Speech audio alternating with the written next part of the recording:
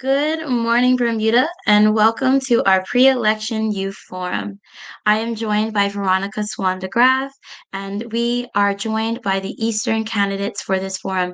I have Iman Gibbons, an independent candidate, Maurice Foley, a One Bermuda Alliance candidate, and Shamari Tolbert Warge, a Progressive Labour Party candidate.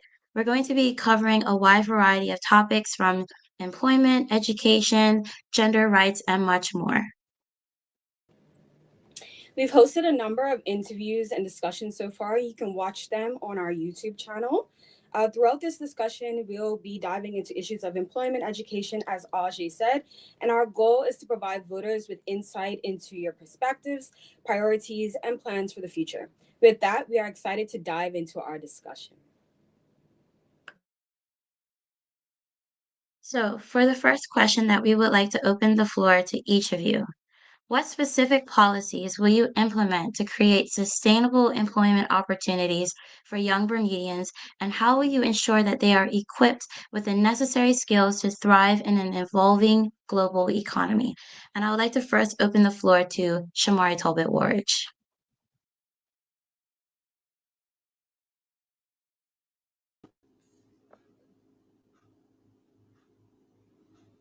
Shamari, can you unmute yourself?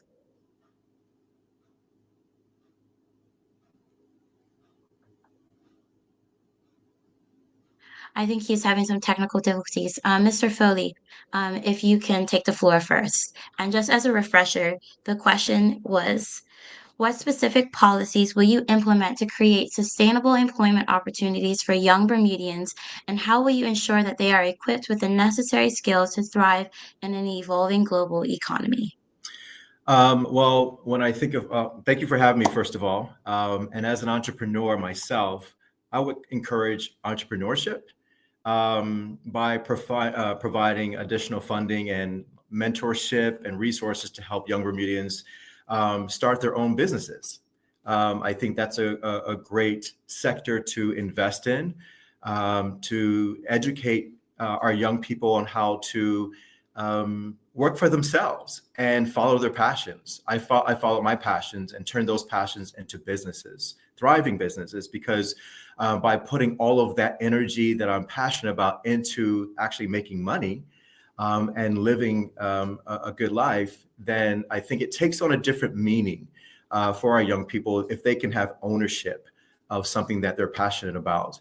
The second thing that I can think about is apprenticeship and internship programs. You know, if we can establish more partnerships between, I would say, schools, businesses, and even government to create hands-on training opportunities for our young people that are coming up, I think that will be a great opportunity. And one last thing that comes to mind would be, let's diversify the economy. Let's invest in industries beyond tourism. Even though I love tourism, that's my sector, tourism and travel.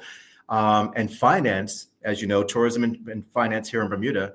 But we need to probably diversify the economy more into technology, renewable energy, and creative industries to create more job opportunities. Thank you. And I definitely agree with many of your points, but I'd also like to open the floor to Mr. Gibbons.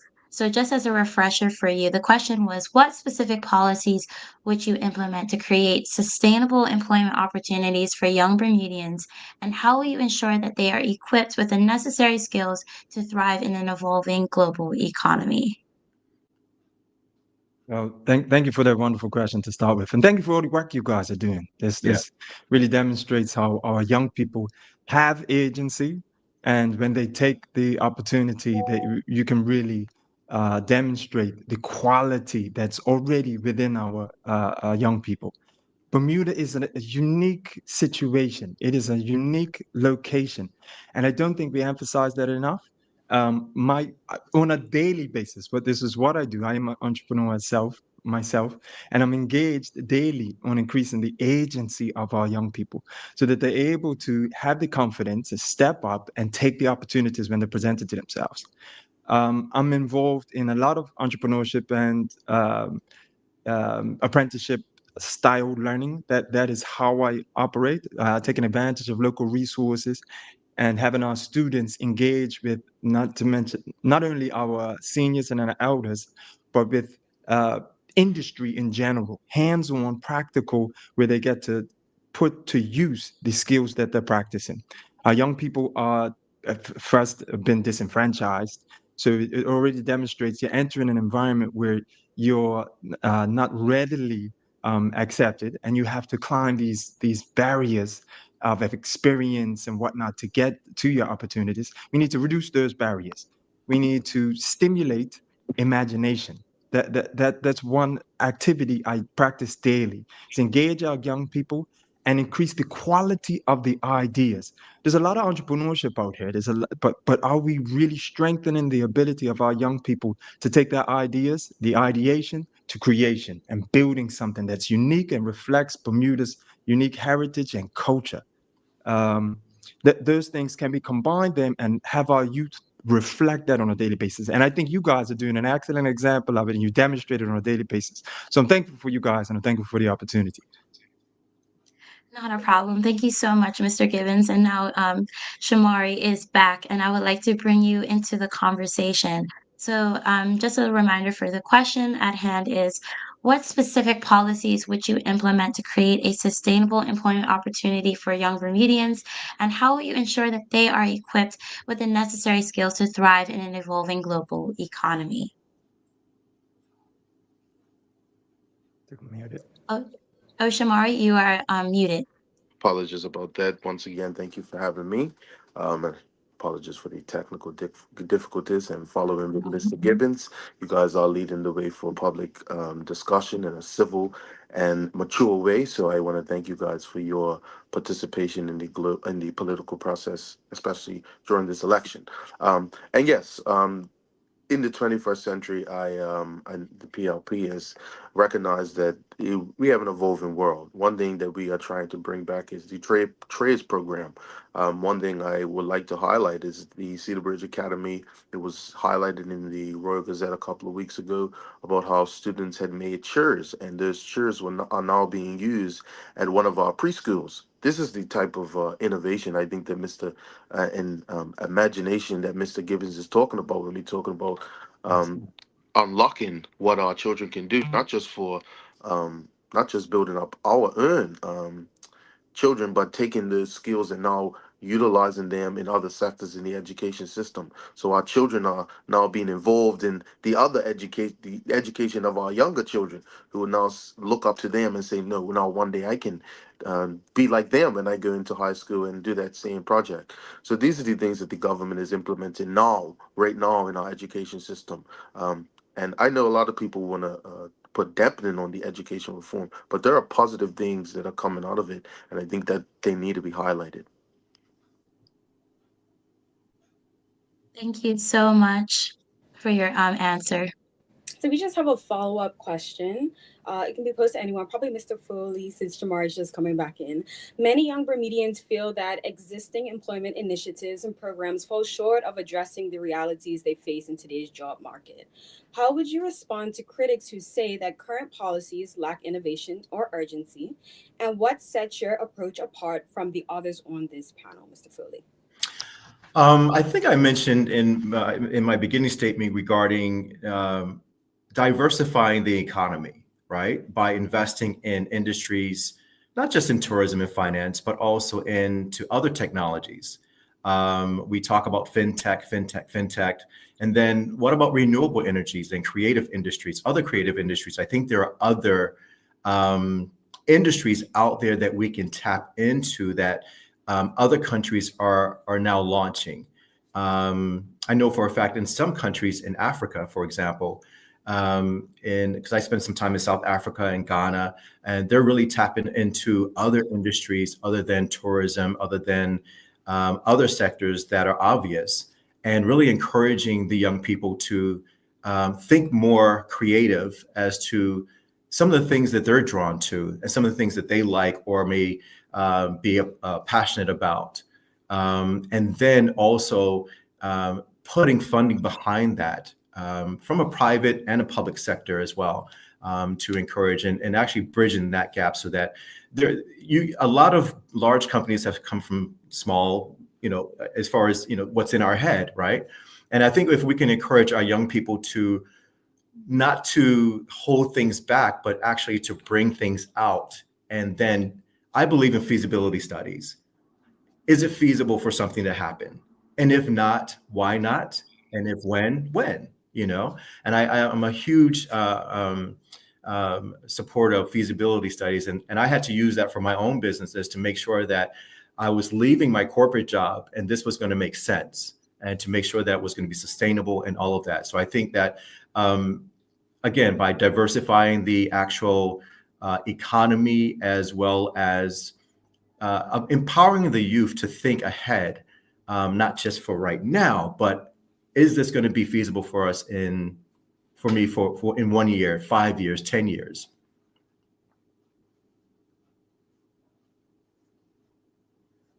Thank you, Mr. Foley. So we're going to get right into the second question now.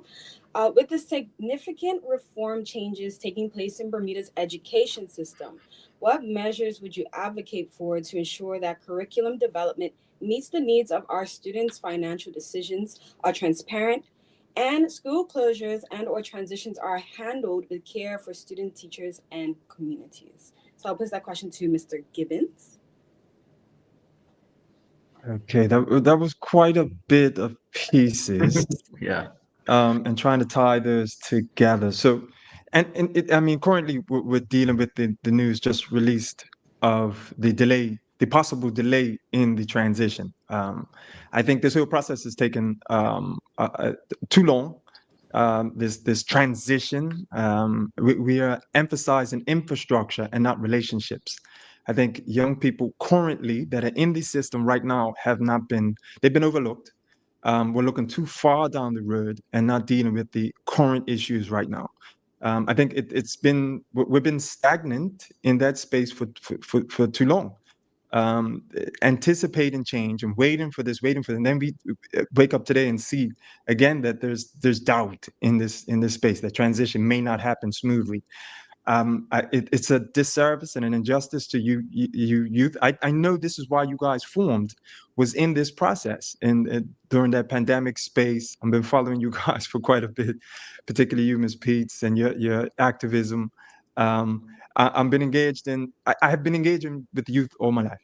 And as an educator, I'm a lifelong learner myself. And how I operate is I create in my homeschool cooperative space, is I create these opportunities for small group learning and empowering the agency of our young people. And I think that process, I'm demonstrated that this can be multiplied and expanded, but not in terms of quantity, in a localized manner, small group learning where our students are not necessarily prepared for an exam, right? That we're so focused on exam grades and whatnot, not on their actual competency and capacities. We need to develop competencies. They spent too long trying to implement this standards-based grading process when it's just literally rubric. That's all we're talking about, rubric-based learning, where the students you're measuring their competency along the process, and that it's not the outcome, it's just their ability to do what they're practicing and continue to practice it. And we need to give them opportunities and invest in their opportunities, give them the opportunity to fail, to make mistakes, but get back up after that. And it's the resilience in learning that's the critical piece, and the opportunity. We're putting the cart before the horse. We are getting in the way. The education system is getting in the way. Curriculum is really, we live in the age of AI. This whole focus on a curriculum and exams it's so archaic. We need to liberate education, liberate the minds. Online learning should be right hand in hand. How I operate is a blended learning environment where we have students from abroad exchanging ideas and thoughts and a flowing process. We are in the information age, and unfortunately, the parties. Sorry, you guys, you're a wonderful man, and I appreciate everything you're doing in your arenas, but you're held back by this party politics labeling that doesn't allow the free flow of ideas and exchange from the electorate and the people, particularly our youth, who should be engaged from the beginning in the process all the way through, and remove those barriers that get reflected in the community in general. So that's Yes. a short piece. I could go on for days. This Not is a the space problem. that I'm in. I do have to interject just so we can keep the Yeah. conversation going. That's it. Thank That's you it. so much, Mr. Gibbons, for your answer. Mhm. Shamari, you will have the floor, and Veronica will refresh you on the question. So the question was, with the significant reform changes taking place in Bermuda's education system, what measures would you advocate for to ensure that curriculum development meets the needs of our students, financial decisions are transparent, and school closures and or transitions are handled with care for students, teachers, and the community? Read it again. Education is paramount. The education system of today is the economy of tomorrow. And we want to develop 21st century Bermudians. And I give a clear example of how the education system is bringing back trades programs that many Bermudians wanted to see. And that's what we're doing. And I gave a clear example before. We see young Bermudians being sent away and on robotics teams. We are unlocking the imagination of our young people. We are giving our young people new avenues and things that many of us would have never thought our young people would have been doing. And I like some of what Mr. Gibbons is saying, and I think a lot of it is being emulated by the education reform today. But what we lack in our country in a lot of areas, and especially with education reform, is buy-in from the community. People getting on board with the parish primary schools are supposed to be coming from the community. How many of us have joined those committees and been a part of that process to enhance what we want to see in our communities? I think that's one of the key things that we lack.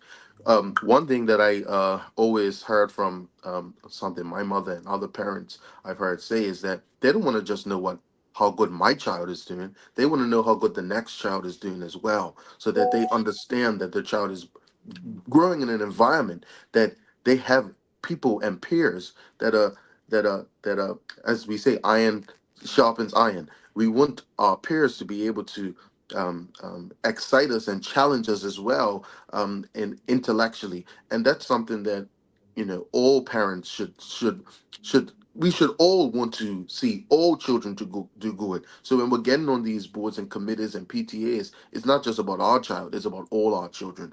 So I would implore that we bring community back into the education, that we all get some buy-in and we all start to really understand what the process is, because a lot of the ideas Mr. Gibbons said you are that you have been expressing what the government is trying to implement itself. Thank Right. you so much, Shamari. So I do have a follow-up question for each of you regarding this topic. There are many varying opinions on what is being done with education reform. What do you see as the biggest mistake being made in the current process, and how would your approach correct it? And I would like to swing this question first to Mr. Foley. The biggest mistake. Can you read that one more time? I mean, just yeah. No problem. The I'm so biggest sorry about mistake. that. What do you see as the biggest mistake being made in the current process, and how would your approach correct it? I think Shamari touched on it a little bit in his previous comment. I wouldn't call it a mistake per se, but I think we just need to improve more on our vocational and technical training, and to really expand access to trade schools and skill-based education, um, in areas like construction. We have a lot of construction that goes on in Bermuda, right? And even in IT and maritime industries as well. Um, I wouldn't consider, I see things differently, not as mistakes, but learning or teaching opportunities. And so I think mistakes can be made, but I think we can learn from those mistakes, and how can we better our educational system, as well as the teachers as well, because I mean, our teachers are very powerful and have a voice, right? And then putting support behind that, as far as more scholarships and more student support as well. And I don't see things as mistakes. I think I see things as stepping stones and learning opportunities. And that's how I feel about it as well, as far as, learning from those mistakes, and then how can we expand on those mistakes and move forward. Thank you so much. And same question for you, Mr. Gibbons. With how the current education reform is being dealt with, what do you see as the biggest mistake being made in the current process, and how would your approach correct it? As I was alluding to in the previous, because these questions are tying in, Yeah. that there's an overemphasis in infrastructure and lack of an emphasis in relationships. That is the connection with our young people, increasing their confidence in their ability to take their ideas, the ideation process, the engineering mindset, giving them the opportunity to then express themselves in the with investors that can invest in them and take their ideas and then get behind them and drive them to the point that they can build businesses, they can solve problems in a local environment. Localization is what I think is necessary. A move away from centralization, which is ironically what's happening with these parish primary schools. We're moving to one big school in each parish and then eliminating the smaller. I think we needed to move in the reverse process, or the reverse direction, or reverse that trend, and move to more localized. Use the resources that are available in the environment. Like the way that I function is to in this homeschool cooperative is to utilize the resources that are currently here more efficiently.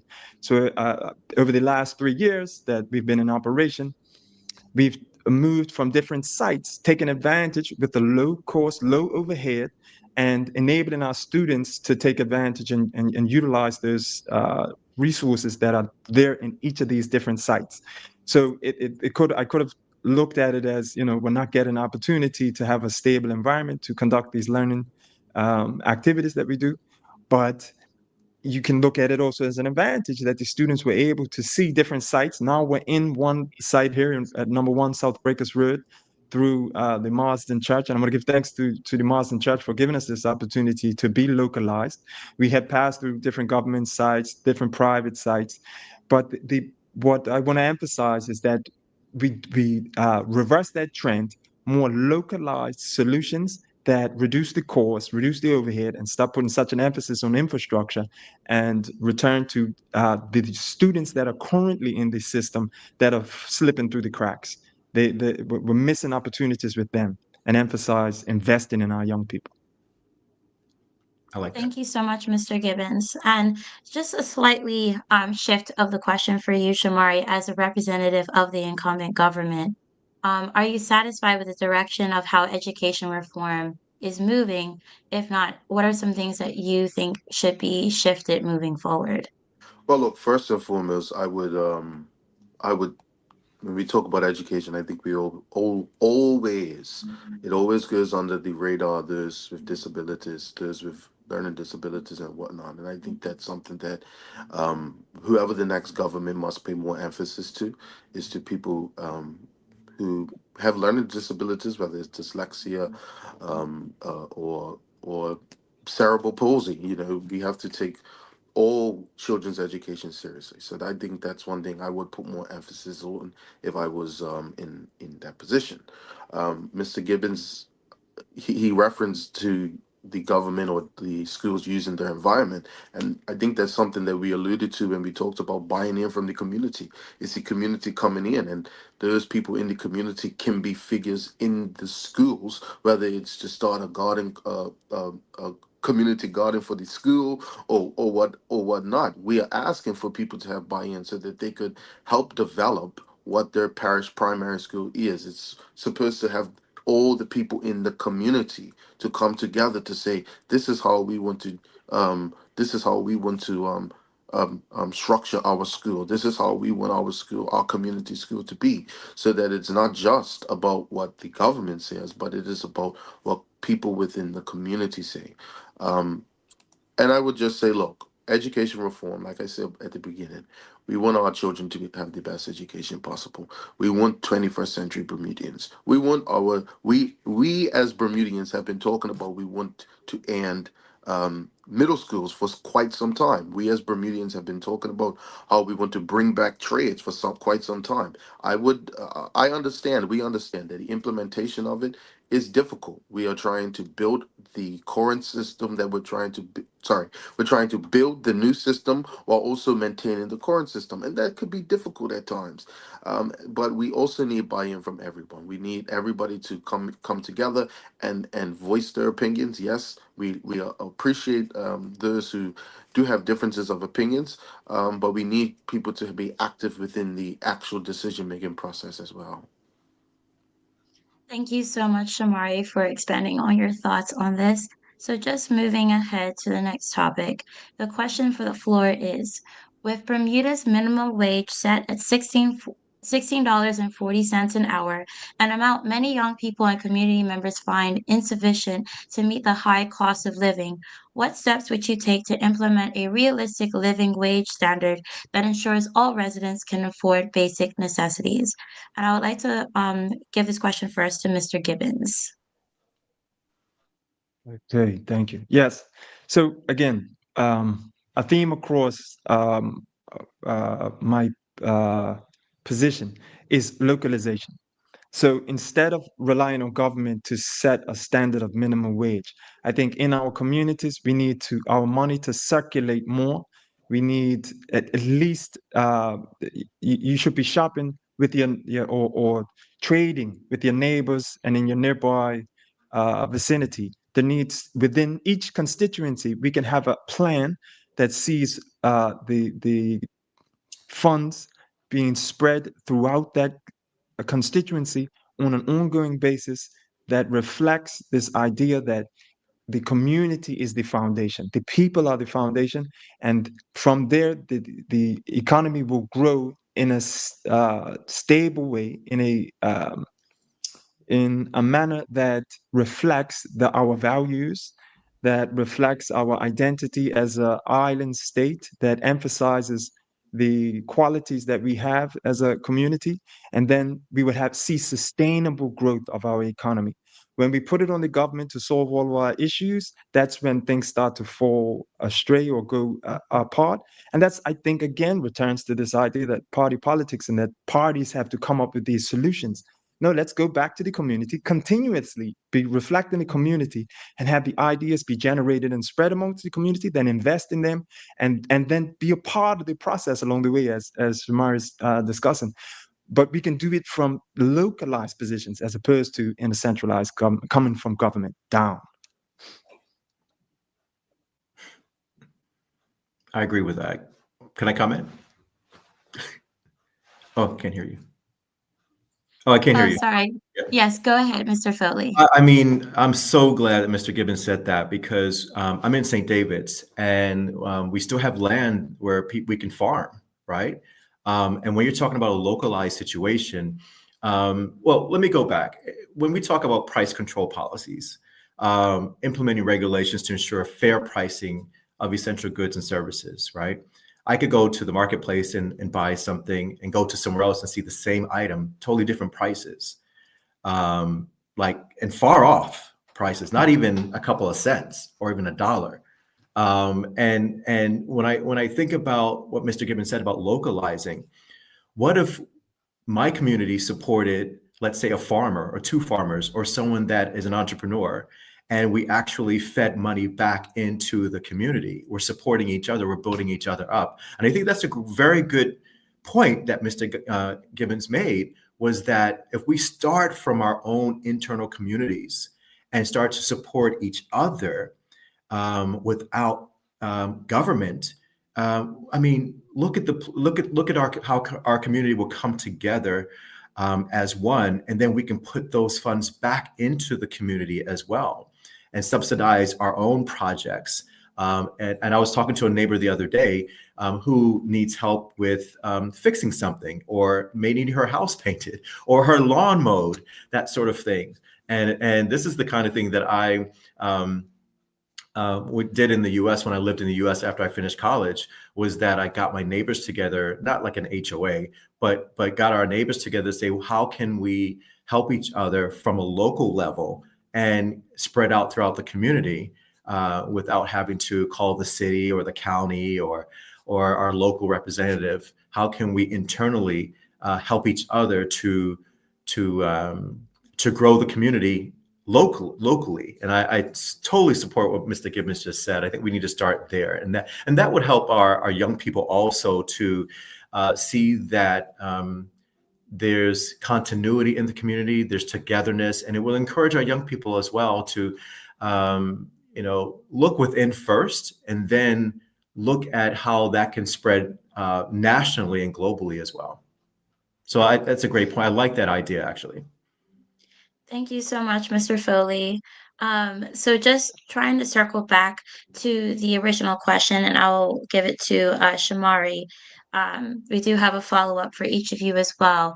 With Bermuda's minimum wage set at 16.40 an hour, an amount many young people and community members find insufficient to meet the high cost of living, what steps would you take to implement a realistic living wage standard that ensures all residents can afford basic necessities? You're muted. I was on a roll too. Well, first, think we need to recognize that this is a policy that dates back to the PLP's first platform. This is how long it took to get this policy enacted. So when we talk about policies from the top down or the bottom up, these are one of those policies that we had to fight for decade on decade to get implemented. And the reason why we had to get it implemented is because we know that in many industries wages do not rise organically because people want cheap labor. So the government has to put pressure on companies and corporations in order to ensure that people have a living wage.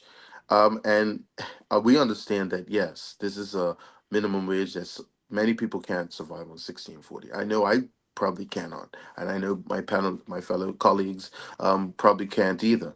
But this is a start. This is a baseline. Many people received a raise because of this. Many service workers received a raise because of this.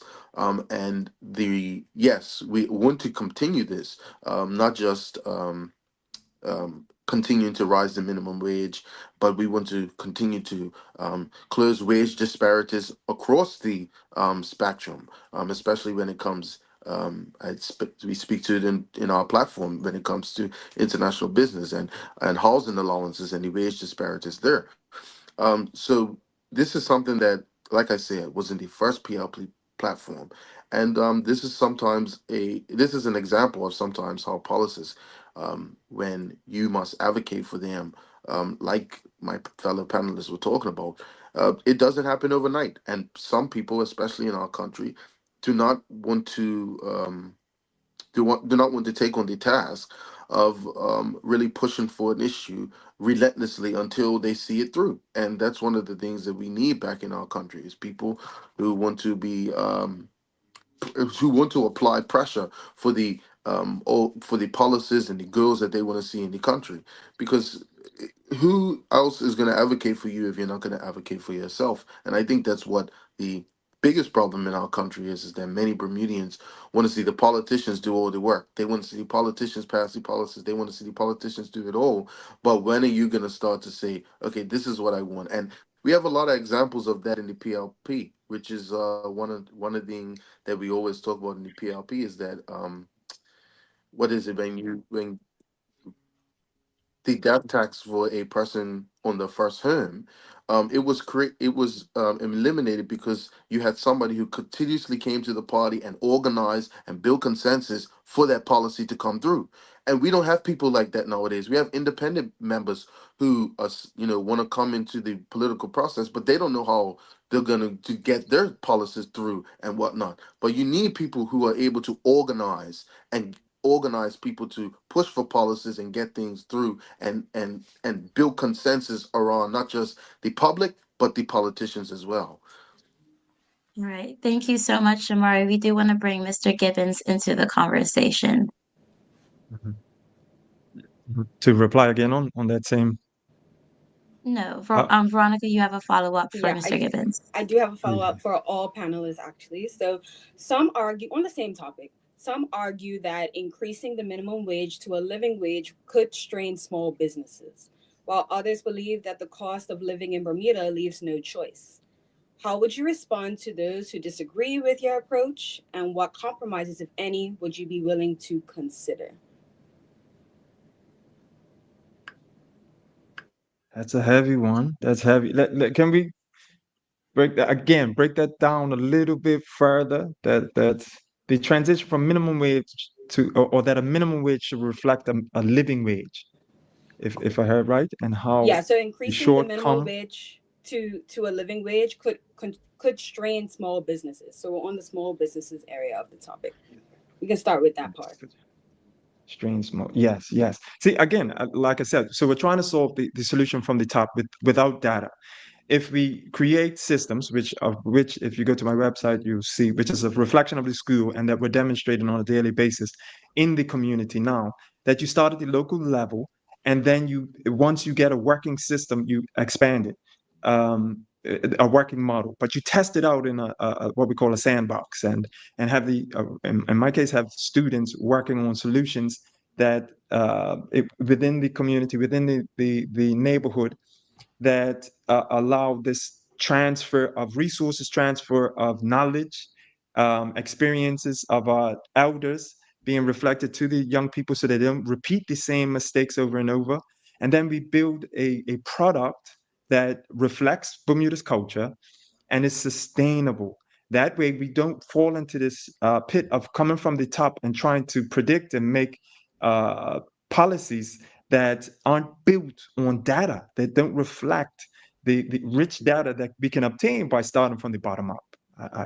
That's the simplest way I could explain that scenario, how it goes astray. Thank you, Mr. Gibbons. And Mr. Foley, would you like to Yeah. comment? Yeah, I kind of will piggyback on what I said the last time as far as it's a heavy question because there's so many things involved with the living wage, and does it reflect the high cost of living in Bermuda?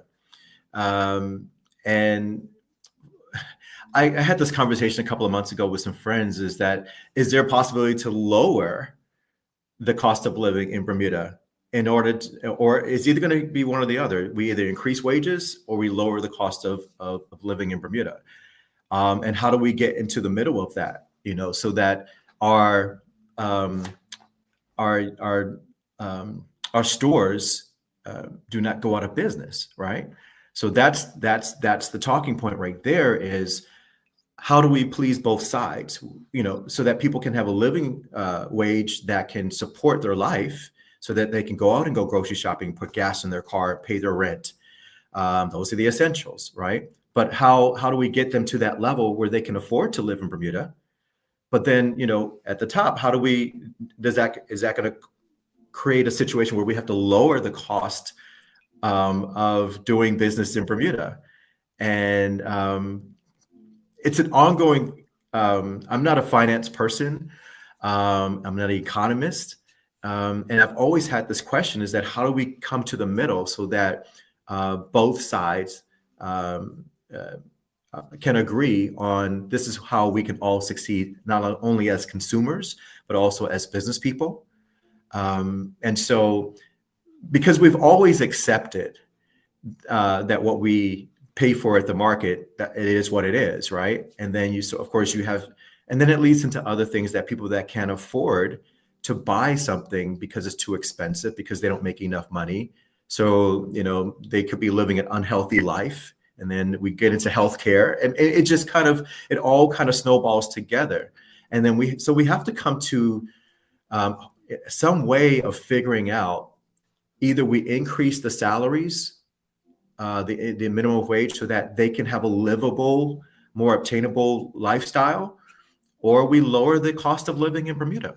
And blessings to those, to the economists that can come up with these things, because it's a hard thing to navigate, because we have to make sure that our businesses stay open, but then again, we have to make sure that our people can survive as well. Thank you so much, Mr. Foley. Before we move on to our next question, I just want to give Shamari just a brief moment to comment before we go on to the next question. Well, I'm glad that Mr. Furley understands the nuance of the situation. Minimum wages are implemented in countries around the world. Most countries around the world have minimum wages. This is a basic standard of living that every Bermudian should have. Like, this is what the government is saying. And we understand, I understand that, it isn't a living wage, but we want to at least put that base level because some people were making less than that.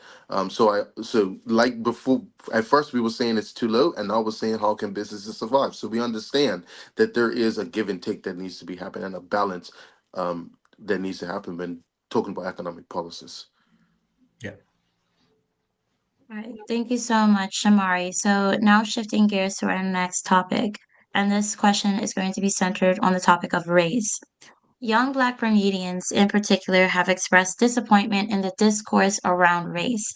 They exist in two different camps, disappointed that the OBA operates mainly in a post racial way, and disappointed that the PLP is stuck in time and doesn't contend with the racial landscape of this age.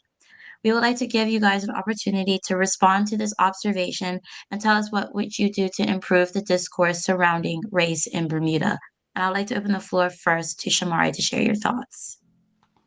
Well, race has always been a problem in this country, and the reason why is because we had hundreds of years of slavery in this country.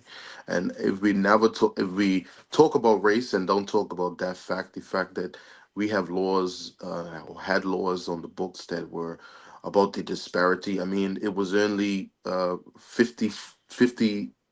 2 or 3 years ago that we had this desegregation of public schools in this country. Race has a stain on this country, and it continues to.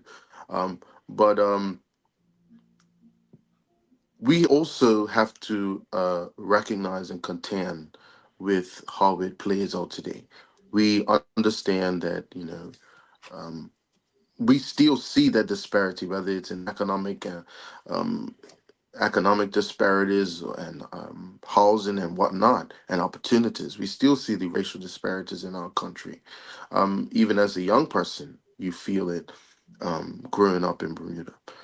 But we are trying to build a fairer Bermuda. We are trying to do things that make it better for people in this country to live and to thrive, and especially for Black people in this country who sometimes may feel like like it's extra tough for us.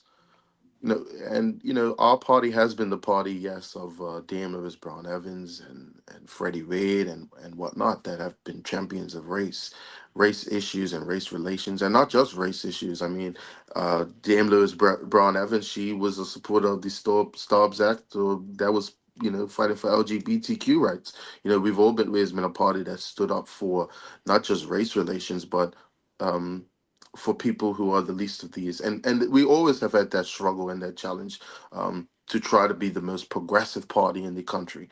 And as a young person, my role is to shape the future of this country. And I mean this party. And I try to focus on the class issues because that's what binds us together.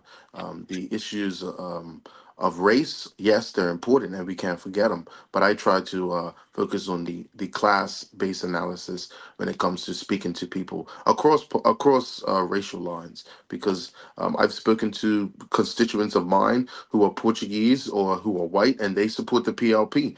And that's people in my constituency who say they're going to vote for me because of my party and because of the values that we hold, not because of that we stood up for.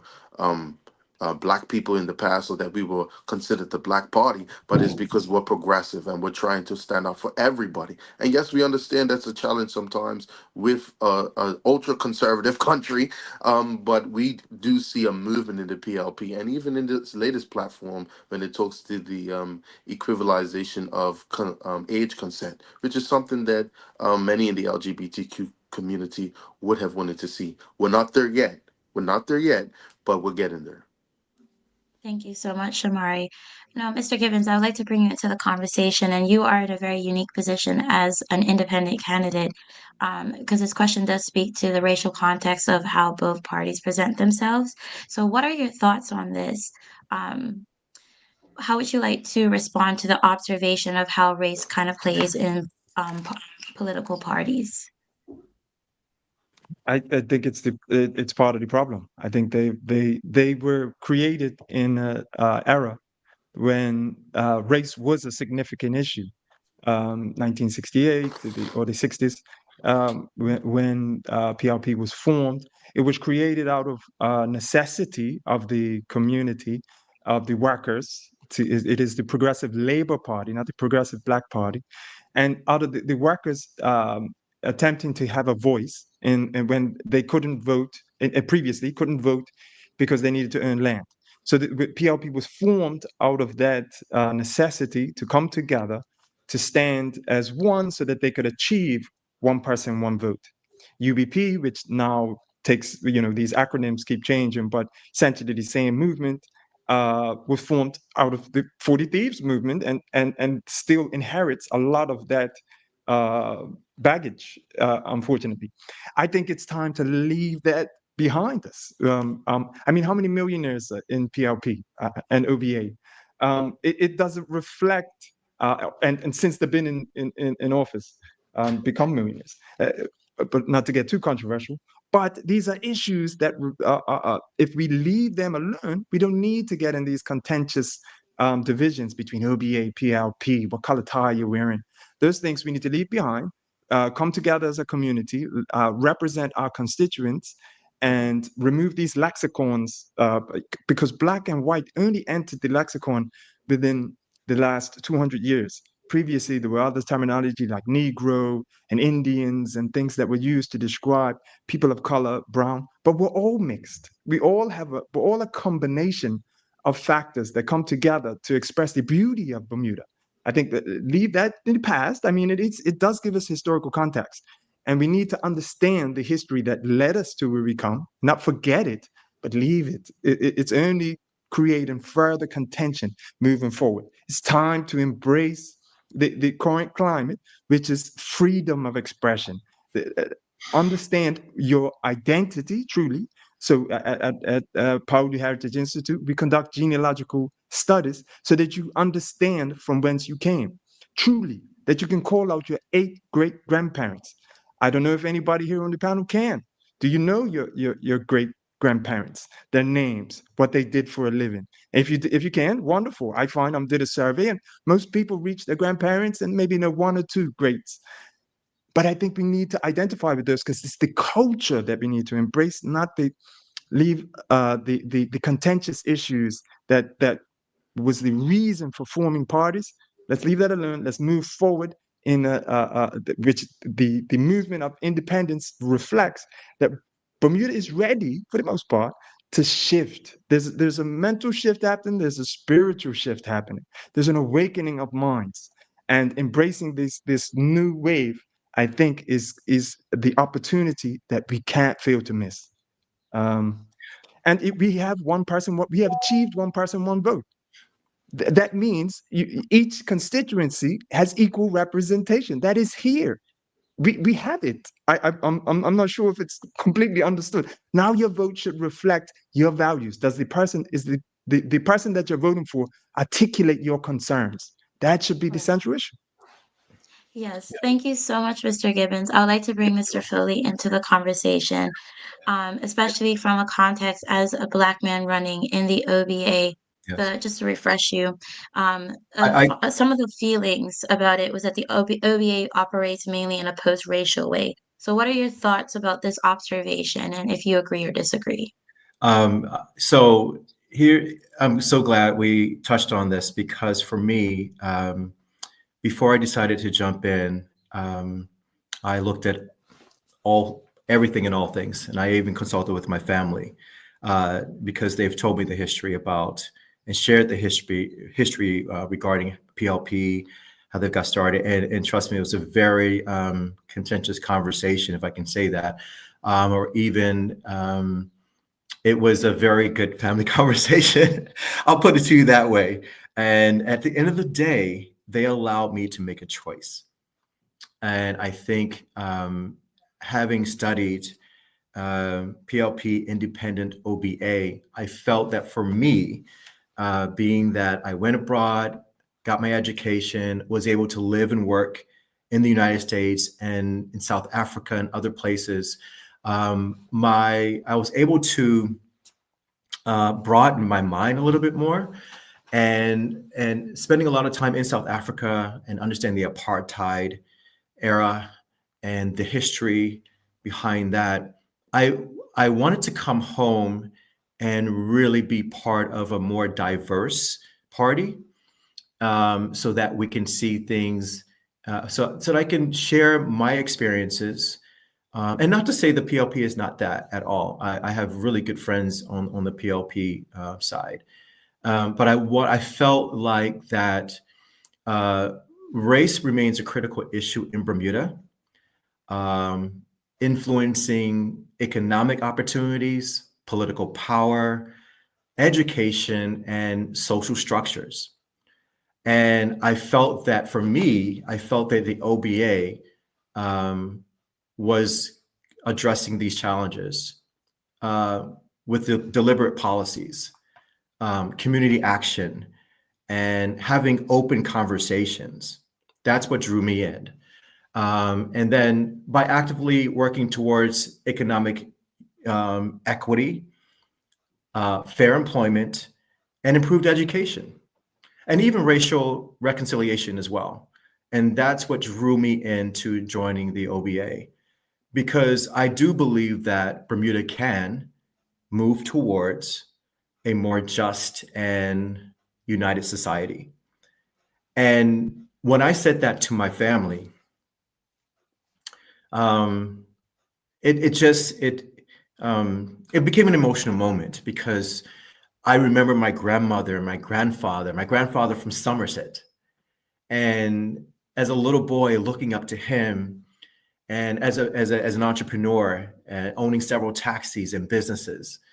Yeah, they I get it. I totally get it. But as Mr.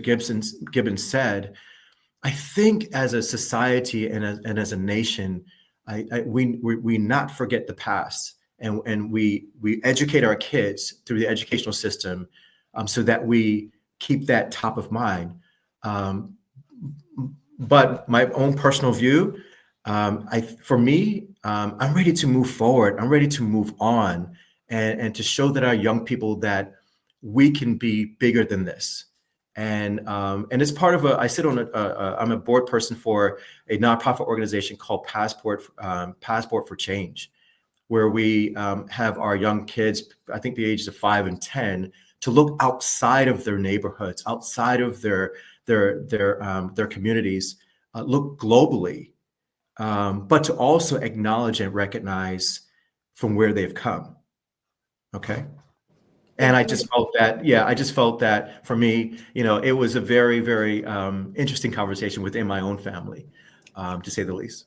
Absolutely. Thank you, Mr. Foley. So we're just going to switch gears a little bit and talk about the LGBTQ plus community.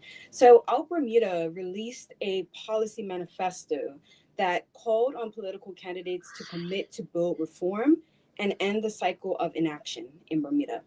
One, have you read this document? And if yes, tell us your thoughts. If not, why not? I pose this question to Shamari first, please. You're You're muted. muted again. I have not read the document in its entirety, but I don't want to say I have not read the document in its entirety, but I did recommend that the platform committee did look at it and see what policies that we can put in place to um, put in our platform and adopt it in our platform. Also, I am good. I would say I'm cordial with the director and some of the members there, so I'm always committed to helping out in any way that I can. And I think that one of the things that a lot of people need to also know about, and this is for any movement, is that I think that what they're doing is very good. And I would even tell them to go further. Is really calling out the politicians and putting it on them and saying, look, are you committed to this? We want to see who wants to join aboard. And then maybe in the next iteration of the House of Assembly, what they can do is call on those politicians then to across party lines pass what they want to see in their from their manifesto put into the law of the land. So that's just a teaser of what um, uh, pressure groups and advocacy groups can do to put pressure on politicians, whether you endorse the politicians that support you and tell people in your community about these are the politicians who believe in what we believe, and we want to advocate for them to be in the next House of Parliament. And then, like I said, working across party lines to advance the goals that there's pressure groups would like to see enacted. Absolutely. Thank you, Shamari, for commenting. Mr. Gibbets, can you chime in a little bit? So, El Bermuda came out with a policy manifesto asking political candidates and parties to commit to vote reform. Seeing that both OBA and PLP does not have that directly in their platforms, are you able to comment a little bit on that as an independent candidate? First and foremost, I support all human rights. But I don't necessarily believe in politicizing things like sexual orientation, relationship matters. I don't think they really should enter in the political arena. I think it should be dealt with again at the local level, families, in your community, your neighborhoods. There should be an awareness of and support of everybody and all of their preferences, no matter where they fall on whatever spectrum that exists. Human rights needs to be central and foremost and not politicized, not used as some tool to get favor, say things in one case in front of a camera and then behind the scenes when they actually have to make choices and policy whatnot, make different choices. I think within my constituency so far, as I've canvassed a bit, and we said we wouldn't go too local, but it's just an example of the localization of it. I was asked about how I stand on same-sex marriages and in the position that PLP has taken to invest so high, and OPA, to invest so highly against same-sex marriages and spending hundreds of thousands of dollars to reverse a decision that I just don't think should be politicized. It should be case-by-case basis of humans representing themselves, and we take them case by case. I don't think it should come from the top down. I don't think that solves our problems. I think we get into murky waters when we start to generalize and paint with large brushes. I think we need individualization. I think we need a reflection, policies that reflect human rights across the border, no matter what your orientation is. Thank you, Mr. Gibbons. We're just going to let Mr. Foley comment, and then we'll come back to you, Shamari. Okay. Mr. All right. I'll make this quick because I know we're short on time. I actually had a really good conversation with Joshua Samuels. He's a part of Out Bermuda. And I was looking for the flyer. He handed it to me while we were talking during the event's polling. And I had a really good conversation with him. I have friends who are LGBTQ. Okay. And I know that Bermuda has had a complicated relationship with the LGBTQ community plus rights, from legal battles to over the same-sex marriage, to broader issues of like social acceptance and even like workplace discrimination. I have a master's degree in management, and it emphasizes on human resources, HR, and we have to learn, these things. And I'll say that while progress has been made in Bermuda, there still are areas where the LGBTQ community faces challenges. And speaking with Joshua, I went to the Pride this year with our leader, Jarian, and we participated, and we walked in the parade and participated in the festivities and all of that, and showing our support. So the One Bermuda Alliance supports the LGBTQ plus initiative, and we will be speaking with Out Bermuda regarding making sure that they have a voice, and that we support their platform as well. Thank you, Mr. Foley. Shamari, you can comment now. Yeah, I just wanted to say that we did adopt the age of consent, which is in the Out Bermuda's platform, manifesto, sorry. We did adopt that into our platform. That is in our platform, and also anti-bullying. protections is in our platform as well. So we are making that progress. Like I said before, we're not 100% there.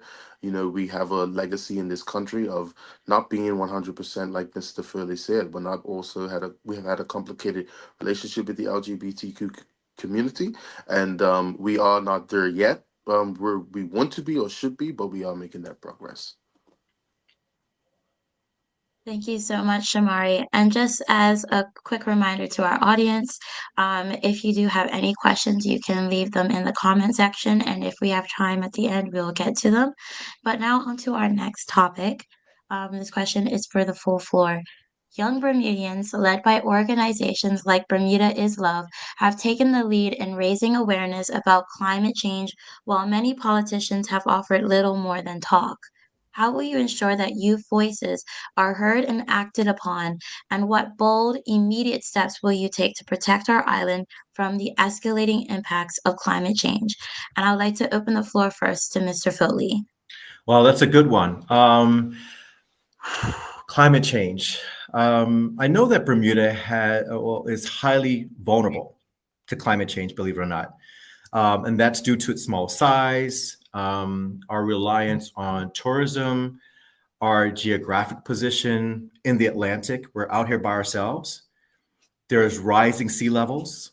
There's stronger hurricanes, environmental degradation that all pose serious risks, right? So we need to address climate change by requiring, I would say, both mitigation, such as reducing emissions, and adaptation, like preparing for impacts. I know there's things because my mom used to be health and safety officer for 30 years for the government. And so I learned a lot about OSHA and that sort of thing. We really have to look at adaptation and preparing for impacts in the event, especially when there's rising sea levels and coastal erosion. I know that upon returning back to Bermuda for me, the island seems smaller for me for some reason. It seems like I went up to Horseshoe Bay and a couple of places, and the rocks just seem like they're smaller for some reason, and the reefs. So I'm not sure if that has anything to do with coastal erosion, and like some of our beaches have been damaged because of hurricanes and that sort of things. But we need to start looking at solutions. And my solutions that I can think of right now is having stronger coastal protections. And I can go into that, but another one would be sustainable land use planning, meaning restriction on construction in those areas to really encourage climate resilient architecture. And then also rainwater and groundwater protection as well. I actually was contacted by somebody on LinkedIn regarding this problem that and I say a problem, it's an ongoing problem, it's a slow problem, and we need to really look at what are going to be solutions that are going to be put in place, and prepare for these things. It is real for me, it is a real thing, and I think that we need to start looking out for our environment.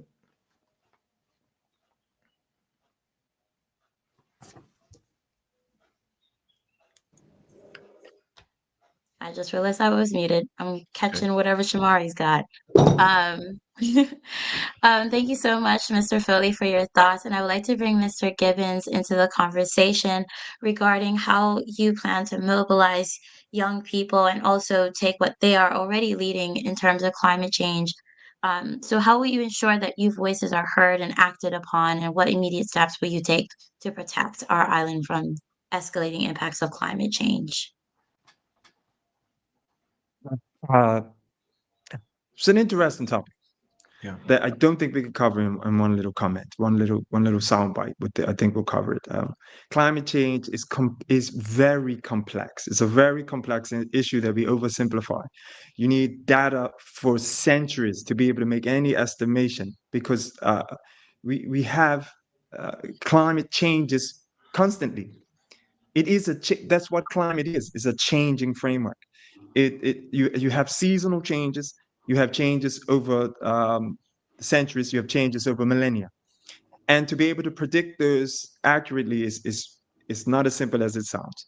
I'm highly engaged in that space, and I think we can we need to be wary of being used by certain entities to promote certain industries in that space. We have to be very careful. So I would urge our youth to be very careful to not jump on board sound bites and follow certain personalities, certain influences out there that would have you lead you with sound bites. Research, heavy research, engage yourself in your community, do local research. So within our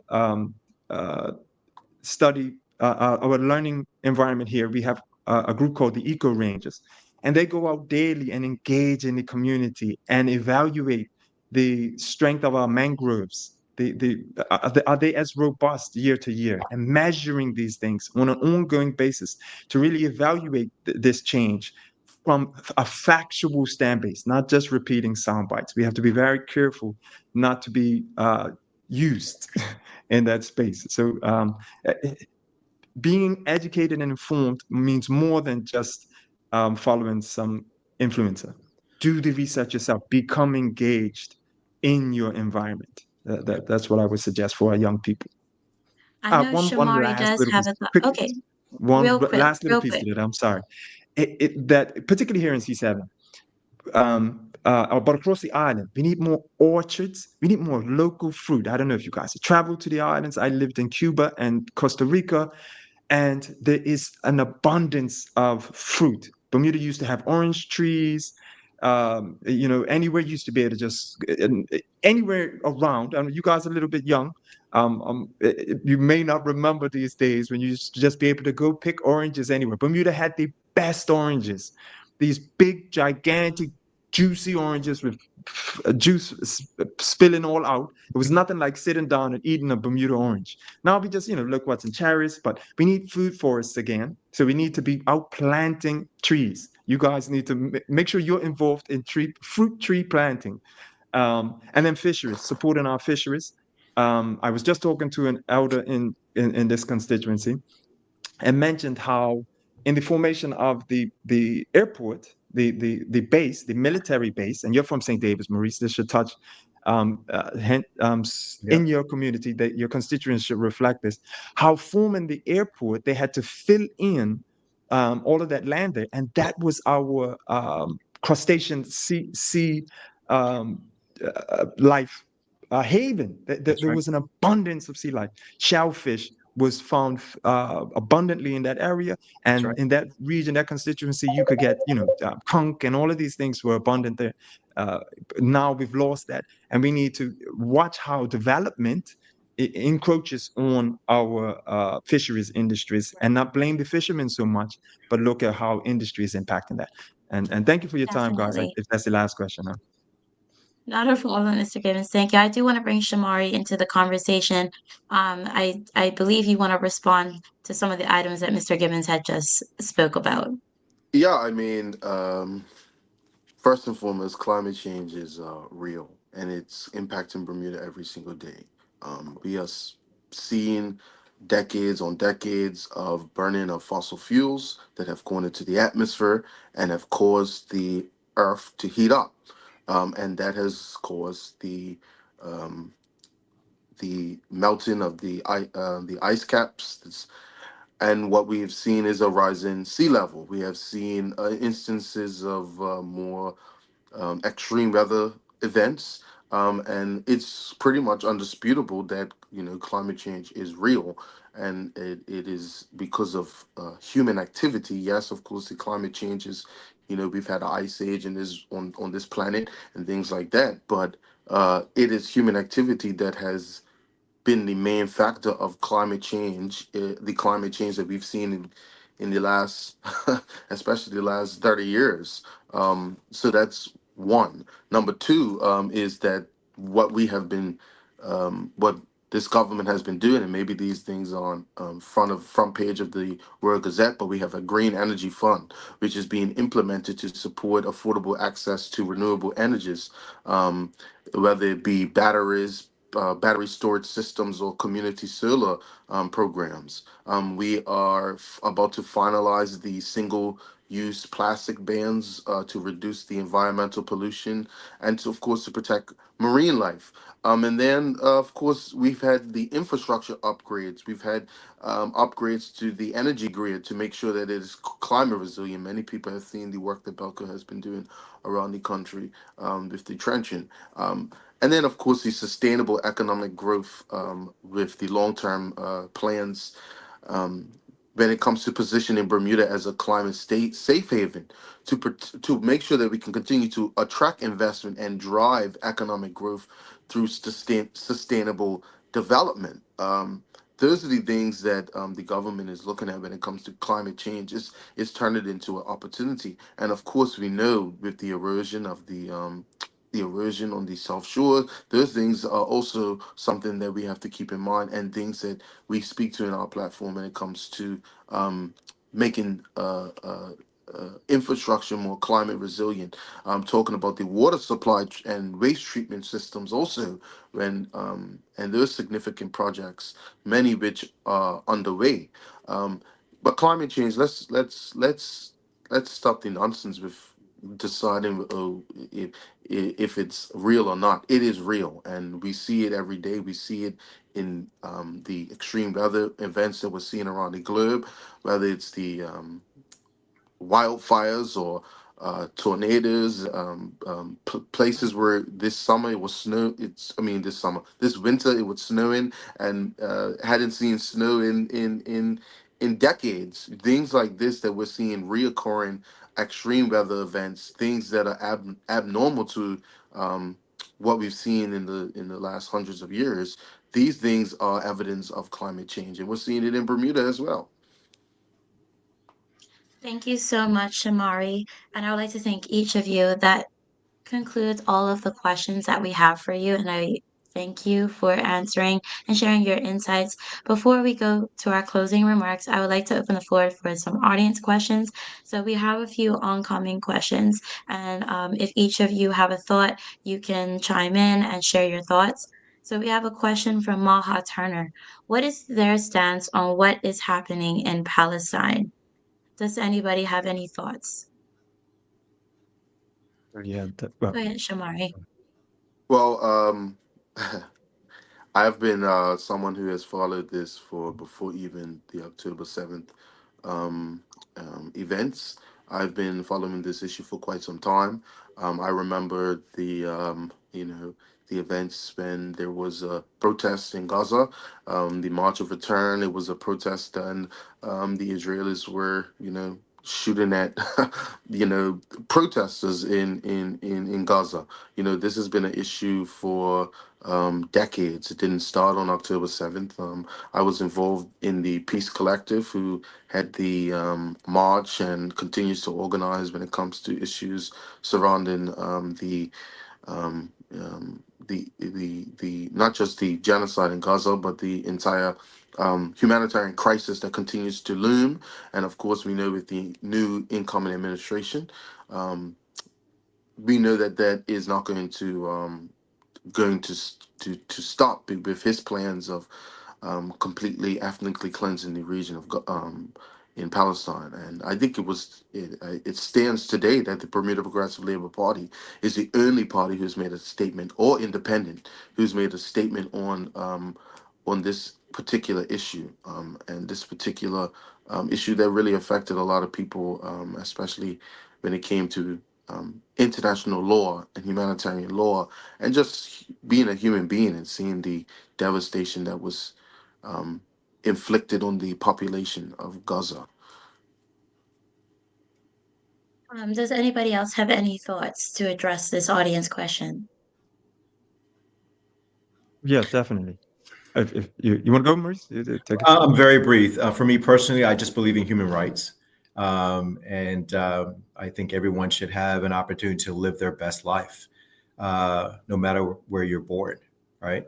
Or where your location is. That's my stance on it. I like Shamari. I've been watching this and monitoring this for a while, and I just completely stopped at this point because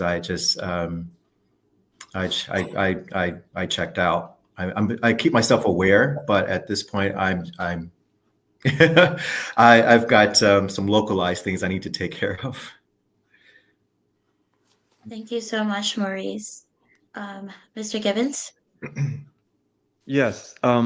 Again, being aware of piggybacking on both of their comments, we should be abreast of what's happening around the world and defending human rights wherever issues of abuse of human rights. We should be standing up and being vocal and being heard and counted for. We should be sending resources to support, and collecting and sending resources to support those that are being oppressed or suppressed or assassinated. Children, displaced, families. I read a book about 4 women in the Middle East area that how their lives was affected by, this war-torn region, seeking education and reform in that area due to uh, fundamentalism oppressing them and oppressing their voice. So the context is extremely complex in what's going on in Palestine and Israel. I actually attended Brandeis University, which is the so-called before Howard University. It's the Harvard of the Jewish community, and studied at the International Center for Jewish Studies, which was embedded in Brandeis University. And what the term anti-Semitism means, and what is a Semite, and that region, and the cultural variances that contribute to that conversation, is extremely complex. And we don't want to get caught in it. It depends on the source of information that you have also, that you can be swayed. If you're getting your information from the right or the left, and you only see one side of the equation, you can be extremely misled in what is really going on the ground. But we should be defending human rights no matter where uh, violations occur.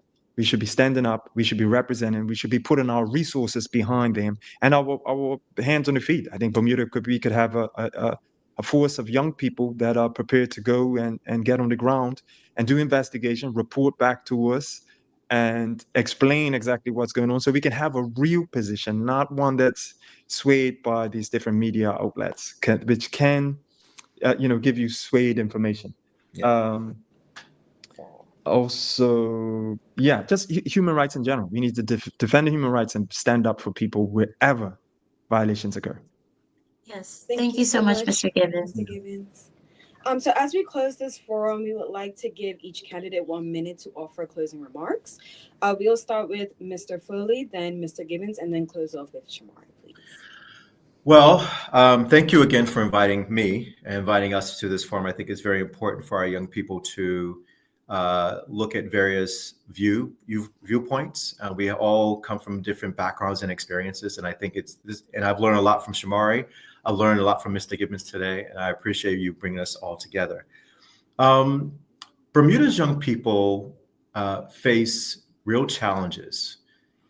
But I think with the right policies in place and community support, we can create a future full of opportunity. I'm a very optimistic person. Before I left Bermuda for college, I wasn't really an optimistic person. I was very pessimistic, and I'm glad I made the decision to go get my education and experience, because I needed to turn something around as a young person. But I coming back to Bermuda, I can certainly see that a lot has taken place. But I do believe that we can create even more opportunities for our young people. We can expand career pathways even more, making housing more affordable, improving access to education and vocational training, and also, as I mentioned in the beginning, fostering more entrepreneurship, empowering our young people to have ownership of their own businesses. And I think we can equip the next generation with the tools they need to succeed. And one more thing that I'll mention as well is that I think we need to, by investing in young Bermudians, isn't just the right thing to do. It is essential for building a stronger and more prosperous Bermuda. Thank you, Mr. Foley. Mr. Gibbons? Yes. So thank you again, you guys, for the wonderful work you're doing and having this opportunity for candid reflection of the candidates across this eastern section of the island. I think that was also well done to organize these conversations regionally and expand outside of the this political space a bit, so we can talk as people, as Bermudians, and really discuss the issues. So I'm thankful for you guys for creating this space and offering us this opportunity for dialogue. Specifically, I would like people to refer to what I've laid out as a projection of a possible way, a possible framework that independence can operate in a harmonistic or harmonic fashion, where their strengths are elevated and they can work together without the divisiveness that is created in the party scene. It is an extension of Paulu Heritage Institute, which is the institute that I operate. And you can see that on decipher.com, which is my media channel, dcyfa.com. And you can see there information about myself and about the program that we conduct, which is essentially indigenous studies, and the foundation that that will give us in terms of creating a sustainable projection of the future, based on values that are rooted in our heritage, but also connecting us regionally with other indigenous populations that we have much more in common than is commonly known. I, in that, I am promoting this concept of the Council of Indigenous Affairs, which is just a reflection of the study we do on a daily basis. In that there is degrees, if you study a genealogical foundation for each individual, you see that there are degrees of indigenousness or indigeneity that we should be reflecting on how connected we are to this soil, restore that pride and that not integrity, that dignity in being Bermudian, so that you have hope, so that you have self-belief, and want to expand and create a product that people want to come to Bermuda to visit and have wonderful experiences here, because people are happy, because they feel that happiness being exchanged, right? We can do that by following this type of a format, which is founded on the UN DRIP, which is the United Nations Declaration of um, Indigenous Rights of the Rights of Indigenous People. I'm sorry, that's the UN DRIP, the UN Declaration of the Rights of Indigenous People, which is the foundation laid underneath of this Council of Indigenous Affairs, which would see all 36 candidates, once elected, being able to function together and convey the messages of the constituents, the electorate, and represent them efficiently without the boundaries that party politics introduce into the equation, while reinforcing our local heritage. And Yes. on that note, Thank you. I again thank you guys for the opportunity. I thank you, men, in this case, for conducting this wonderful conversation. And have a blessed Saturday. Thank you, Mr. Gibbons and Shamari, for closing remarks. Once again, just like the gentleman said, thank you to you two ladies and Bermuda Youth Connect, all of you in your organization, in front of the camera and behind the camera, who have facilitated some of the best conversations during this election period. I am proud to be running on one of the most progressive and comprehensive platforms that this country has ever seen. And I know my colleague has talked about the limitations of party politics, but I think this platform shows that when the people want bold and progressive action, that our party can band together and meet that moment. And it's not party politics that has a limitation on anything. We, as a party, have and will continue to push that bold and progressive action as we have outlined in our platform that we're running on today. We talked about race and we talked about how it may have a grip on the country. But I don't think that's what the problem is. I think that the PLP has always stood up for the least of these. They've always stood up for those who have been maybe been oppressed or maybe been overlooked, the working class people of this country. And that's what we will continue to, as a young person, I'll continue to carry on that legacy of the PLP, of making sure that we stand up for those who maybe don't have a voice for themselves. And that's what this platform is about. That's why we're talking about monopolists. That's why we're talking about large conglomerates and putting some pressure on them. This party is evolving, and it is not just evolving, but it is blossoming. And I don't think that the independence of the political movement that people should be watching. It's in the PLP. It's the young people like myself, Aisha, Misha. I know they're going to be on your program later today. That's where the real political movement is brewing. It's right here in the PLP.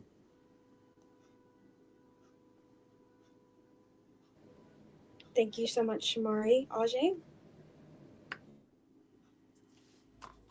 We would like to thank each of you for coming on our show to discuss these issues, especially highlighting aspects that impact our youth. We would like to thank the audience for tuning in and remind you to stay tuned in for the next remainder of our oncoming forums. Up next, we will have the Central Forum at 11 o'clock a.m. See you there. Thank you so much for tuning in, and thank you to each of you for participating.